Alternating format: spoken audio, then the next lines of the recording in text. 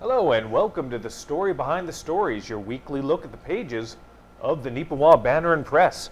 I'm Eoin Devereux, news and sports reporter with the Banner Press, welcoming you once again to our weekly edition of the show. This week, joined by last week's host, Casper Wehrhahn. Casper, good to have you here again. Good to be here once again and to take a look through the paper with you. And you're going to be here for a while there. One of our own, Kira Patterson, has went and decided to take some vacation time. So she booked off a couple weeks there, so we're going to be running you through the paper over the next little while. Don't worry, when Kira comes back, we're going to make her do all the work. So, we'll take a little bit of a break there. So. But no, best Kira on taking a well-deserved vacation. And the timing of taking some of that time off seems a little interesting there, I'm sure. Casper, as you know, we watched it live as it was announced earlier this week. The guidelines, some of the restrictions for COVID-19 in Manitoba are being dramatically altered as of 12:01 on Saturday morning. You can find that story. We have a version of it in the paper on page 2, as well as some of the initial reaction. A Liberal leader, Lamont, has come out with his reaction as of the publication deadline. Wab Kinew had not come out with a specific statement on the changes to COVID-19, but Lamont had plenty to say on that. Kind of interesting to see his take on it. You can see that take on page 2. Not going to get too far and deep into presenting the details of it. You've probably seen it on television already. You've probably heard it on the radio. And if you picked up a copy of the paper, you'll see the full list. I just want to sit here, Casper, and maybe chat with you about sort of some of the thoughts or ramifications of that. What is your honest take from the fact that they're making such a big, dramatic change? I mean, I think for the most part, I'm uncertain about a lot of the changes. I don't know how I feel about them yet. Yeah. But I think the masks, specifically not being required and just recommended, is probably a bit much too soon, in my opinion. I know we have good vaccination numbers, and that is a good thing. I'm really glad about that. But I definitely think we should still be wearing masks. It's a very good idea to be wearing masks, not just for yourself, but for other people, because that's what your mask is supposed to do. It's supposed to help you protect the people around you. And then their mask is supposed to protect you because, you don't know what you're carrying, what the other person is carrying, et cetera, et cetera. Right. And it just keeps you healthier and protected and the other person healthier and protected, hopefully. So for that to not be required at this time, because it is a pandemic, there is still stuff going on. And I know our numbers have been down more, but it is a very good preventative measure for these things. And I think in terms of businesses, I can actually foresee a lot of businesses still requiring masks on their premises. And I actually have seen that a little bit. I've seen some Minnedosa businesses, for example, saying that they will still be requiring masks and for the foreseeable future until further notice. So it's very, very interesting there. You bring up a valid point there, Casper, in regard to the businesses. And this is one of my takeaways from it, quite honestly. And this is my personal opinion. It's not the opinion of an ACTV. It's not the opinion of the Neepawa Banner Press. And it might not be your opinion. Maybe it should be. But everyone's entitled to their own opinion. I think it's a real sign of weakness and, to a degree, cowardice on the part of the provincial government, specifically the removal of the mask mandate. Essentially, I think they're passing the buck over to the small businesses. And that's not fair to the small businesses, where they're going to have to make the decision. They're going to have to be, quote unquote, the bad guy. If you walk in and you're not wearing a mask and the business wants people to wear masks, then that person might get a little bent out of shape. It's like, well, what are you doing? The government said it was okay. And it's like, then it turns into that back and forth. And that's not fair. so many small businesses right now are already going through a large amount of stress. And to have this little thing thrown onto them, I don't think it's very fair. Now, don't think I'm picking on the government. There's a lot of things from this in terms of the regulations and restrictions that I do agree with. I feel like we've earned these opportunities. We've hit our 80% benchmark for first doses. We are on the cusp of our 75% benchmark for second doses. When you come through, when you follow through on something, you should be rewarded for it. And what's happening right now, a month early, is that reward. But, like I said, it's still, with the Delta variant out there, the way it's going about, I'm a little fearful of that. Maybe I shouldn't be. Maybe I should just don't worry about it. I'm vaccinated. It's all good. But people with the vaccine can still catch the Delta variant. The impact of it is significantly less as of right now, but you can still pass that along to other people. So it's a very slippery slope. I commend the province on some of the things they've done with this. I think they've moved in the right direction. The mask mandate, the loss of the mask mandate, maybe is a misstep on their part. But again, that's my opinion. I could be wrong, and if anyone's read any of my op-eds, they probably know I am wrong from time to time. But that's just the way I'm feeling about it. But we're interested in knowing what you think about it. If you want to send us a letter, an opinion on that, always be welcome to. You can send it to news@neepawabanner.com. I'm doing this a little early, but I just want to sort of emphasize the point. We will do it later as well. Or give us a call at 476-3401. This is one of those things we'd love to hear your opinion on it.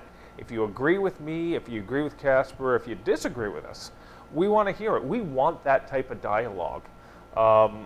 So let us know what you think about that and how you're going to proceed with that moving ahead, because it's going to be very interesting.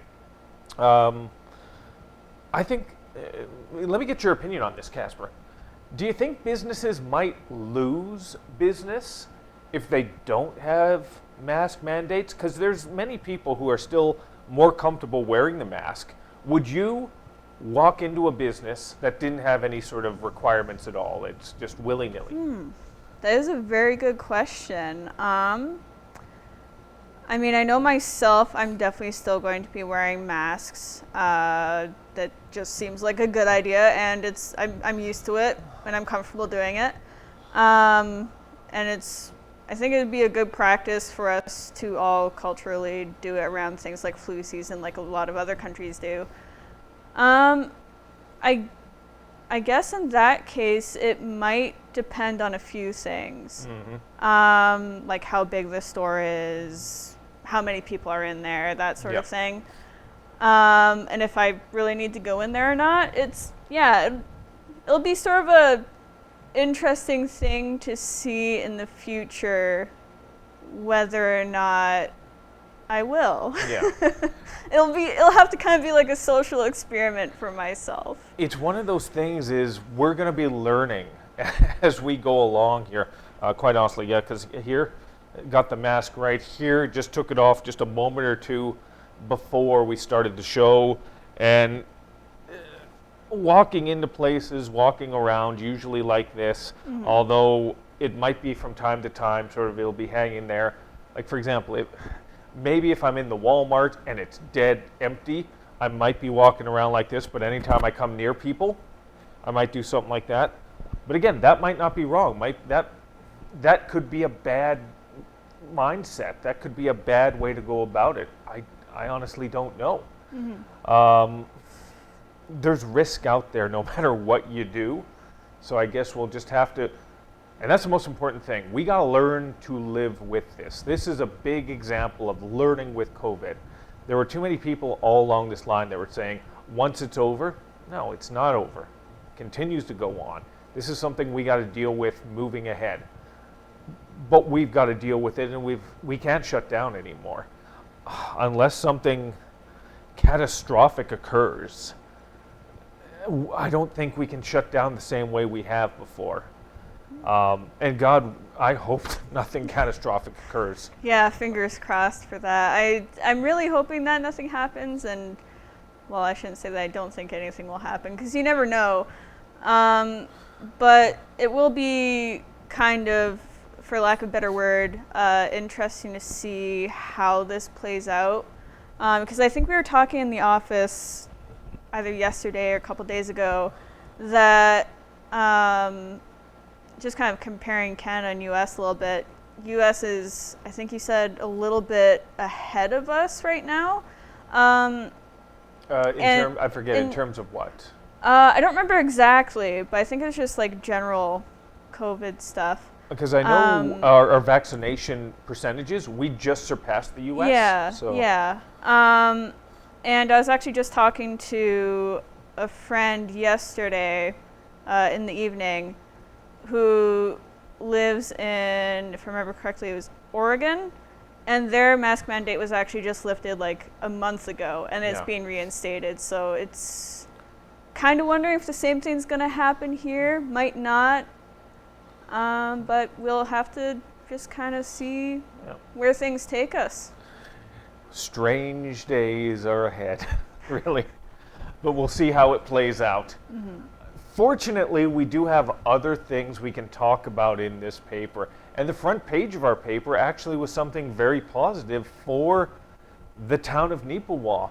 If you're from Neepawa or you spend any amount of time in the community whatsoever, you've seen all the construction that's going on right now, happening over by the water tower, happening over on the former CN property.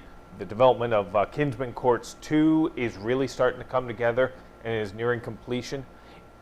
There's a real construction boom happening in Neepawa, and we got to talking about that, and I thought, well, why don't we do a little bit of follow-up on that and see where we're at?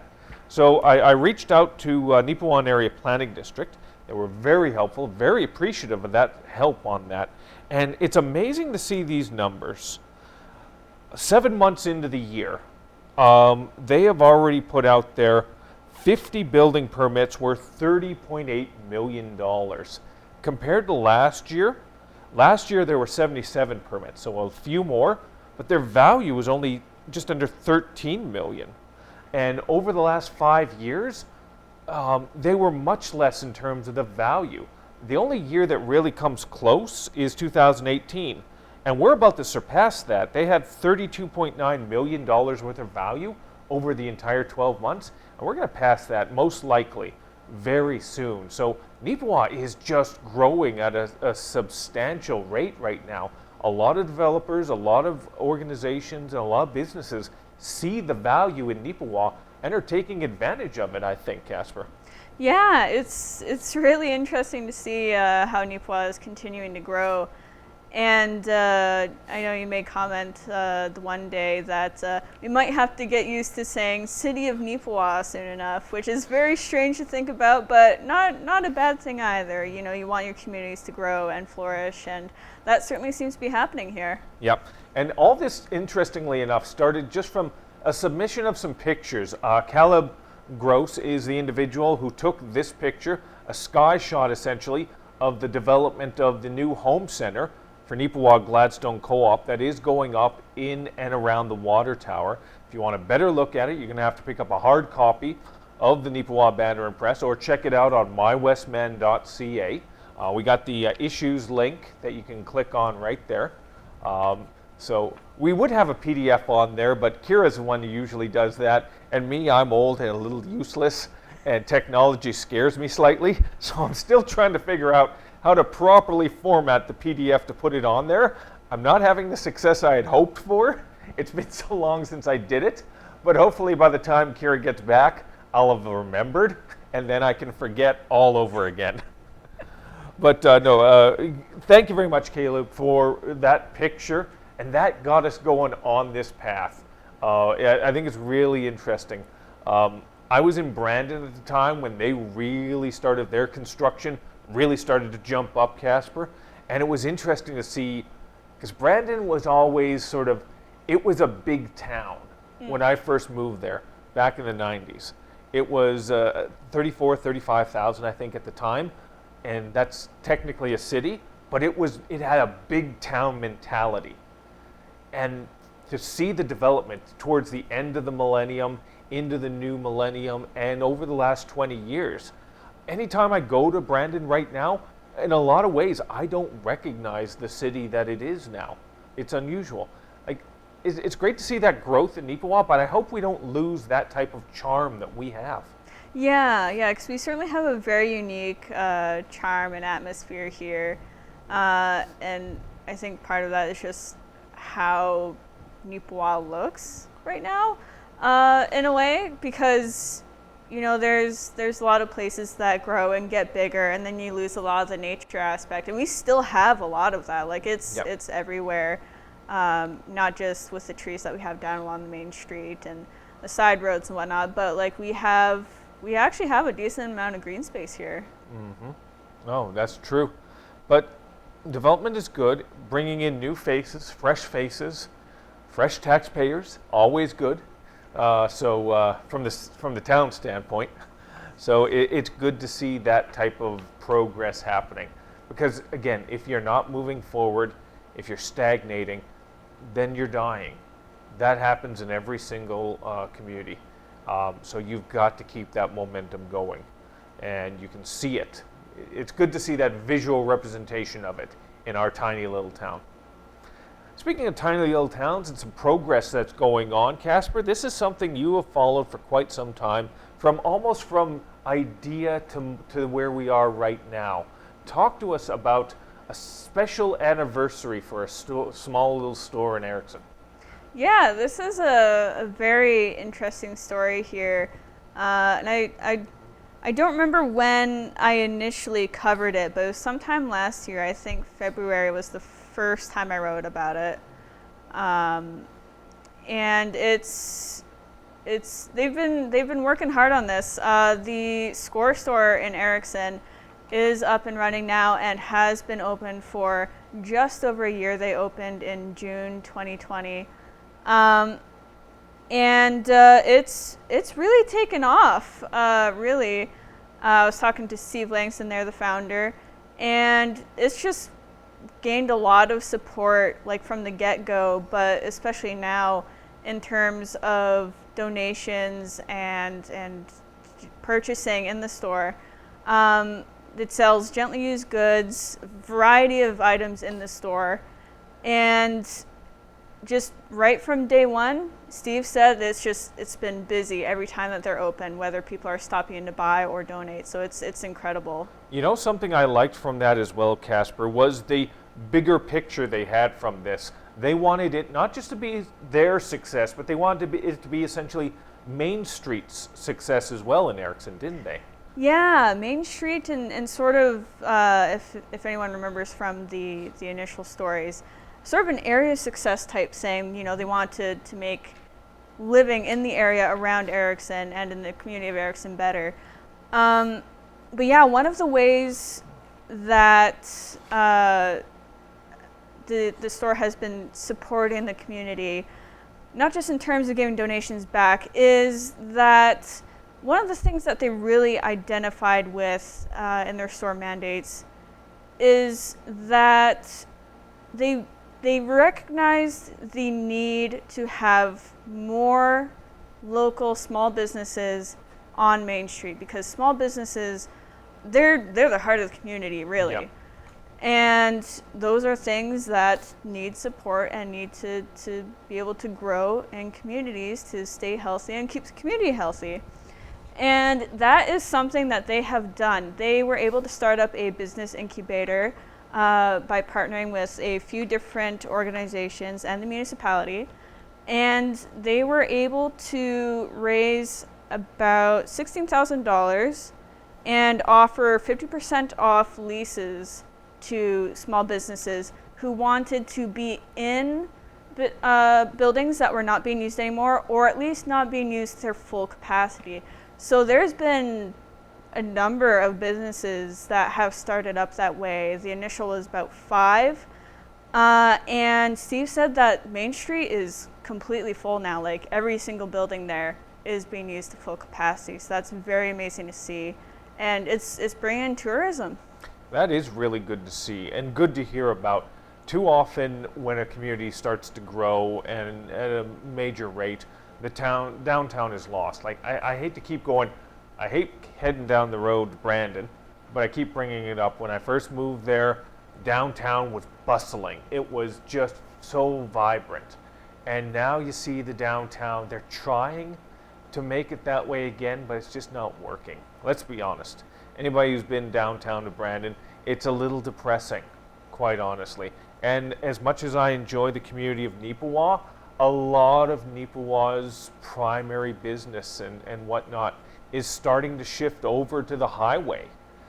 There's still plenty of businesses here in the downtown, in the core of Neepawa, but it's just not the same as it was even 10 years ago. You can sense it, you can feel that little alteration.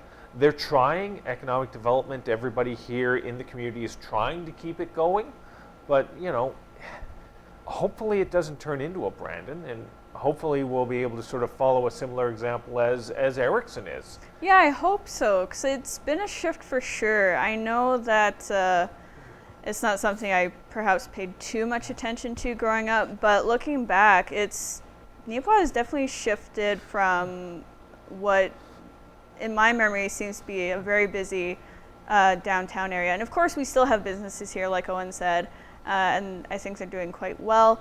But I remember when we still had the local bakery here, and that was like, to me, when I was growing up, that just seemed like a staple of the community, right? Like it seemed like it was always busy. But yeah, looking at it now, like it's still good, but it could be better, and I hope it does get better. Oh yeah. Well, now I'm depressed. Which works well segueing into our next story. This is one Ken Waddell himself worked on.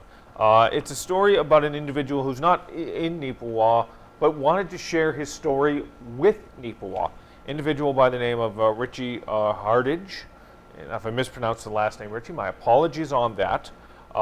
Recently terminated from their long-term job with Manitoba Shared Health, and they were not happy about the process. A long, loyal employee just essentially shifted out the door in a very, very sort of, how do I phrase this? Kind of odd way, I yeah, guess you could say. It was odd. It was odd. I was trying to figure out a way to say it without cursing, because if it was me, there'd have been a little more discussion at that meeting. It's unfortunate, and you can read the story. I won't do it justice to Ken or to Richie there. It's almost like a feature. It's not a news story as you sort of usually know them. It's more of a feature piece, and maybe look at it as such, a special feature. He talks about the commitment to the company over the years, how he felt when that commitment was not reciprocated. And again, I can understand that, the frustration. I've always said this, and maybe, I've been in this business, media broadcasting, for 17 years now, and I've seen it. Loyalty on both sides is fleeting. And that's the way it is in a lot of businesses. If you pass away, most likely your job will be in the classifieds. Your job listing will be in the classifieds before your obituary. That's the hard and fast truth of it. A lot of people live through their jobs, and that can be difficult for them. So when something like that happens, you're taking a piece of them away from them. And hopefully Richie's able to get past that and find some sort of closure on that. But it's each individual their own, I guess, when it comes to something like that. Yeah. Yeah. But that's my takeaway on that. And again, like I said, if you have an opinion on that, we'd love to hear it and share it. Come our way with it. So we would be appreciated. Let's finish things up a little bit on a slightly happier note. The weekend. And the weekend coming up in Gladstone sounds like it's going to be a little more entertaining than what we've had over the last 17, 18 months there, right, Casper? Yeah, it's not going to be quite what it was pre-COVID, but that's to be expected. But the Gladstone Fair is being held again this year. Small difference, they won't have the slow pitch tournament, they're just not able to yet. But it is going to be a very food-filled weekend this weekend, if you're watching this ahead of the weekend here. Full of food, just chock full, honestly. There's going to be a poutine night, there's going to be a couple pancake breakfasts, a steak supper, and as well on the 7th, in addition to some of that food, there's going to be some entertainment opportunities as well. There's going to be a couple parades and some music from Bull Ruckus, I think it was called, the musicians that are going to be performing there. So definitely take a look at that story on page 3 here. The Egg Society would love to do more, of course, but everyone's trying to do what they can to still keep the tradition going, but keep everybody safe. Yeah. So if you can, go out, support the event, and have fun. What's going to be interesting about that, though, is it does fall on the first day as well, where there are COVID-19 guideline restriction changes. So hopefully they won't have any significant issues. Everybody's cool and nobody sort of starts a fight. Yeah, because this is all happening ahead of the regulation changes, and it was all sort of planned around that. Because it's really hard to plan with this sort of thing going on. So hopefully everything is cool and people don't get too up in arms about things. But hopefully, my big hope for this is if they are able to prepare anything last minute, that they're able to get some extra stuff in there, make it a bit bigger. It'd be nice, yeah. I guess we'll see how it plays out. Very much looking forward to hearing about how that went. Before we go, just want to give one quick shout out here, since we got a minute or so to spare. Our weekly contributor, Gladwin Scott, down in Carberry, always appreciative of Gladwin sending us the information from in and around that area. Want to congratulate Gladwin and his wife, Marguerite Scott, celebrated recently their 60th anniversary. Got to give them thumbs up, commend them, congratulations. Gladwin, I don't know if you got time to watch this this week. Hopefully you do. Congratulations to you and yours. We're very honored to be able to share that on essentially your page. So congratulations to you. And that's about it from us here this week. We appreciate you as well for taking a little time and spending it with us. If you have any story ideas or suggestions, we love to hear from you. You can contact us at news@neepawabanner.com. You can give us a call at 476-3401. Sometimes we're a little busy with other things. We're not able to answer the phone, but we'll get back to you. We'll get there eventually. We want to be able to share the news that interests you and the things that you think are going to interest Neepawa and the surrounding community.